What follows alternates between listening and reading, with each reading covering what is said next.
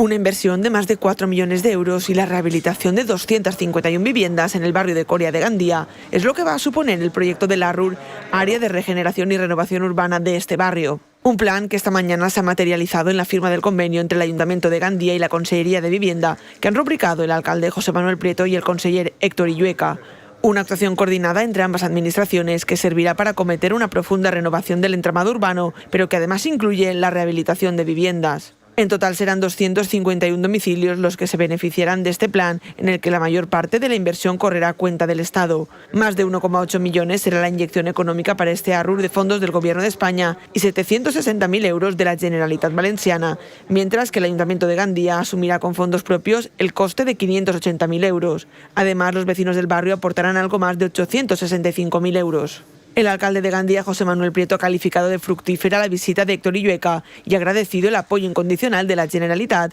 que ha dado luz verde a una de las 4 áreas que se presentaron del total de 15 proyectos de la Comunitat Valenciana. El primer edil ha subrayado que Gandía es la única ciudad de España que cuenta con 4 ARUR seguidos, pero ha señalado que el del barrio de Corea es una apuesta estratégica porque tiene el mayor número de viviendas de más de 50 años. Era estratègica l'aposta en Corea perquè és el districte en el nombre més gran d'habitatges de més de 50 anys, amb el component de vulnerabilitat social que tenia això. Una vulnerabilitat que volem anar superant, perquè millorar en les condicions i en la qualitat de vida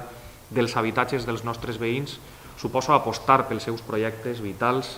personals i familiars, i anar trencant aquesta escletxa de vulnerabilitat que era important i que feia necessària una intervenció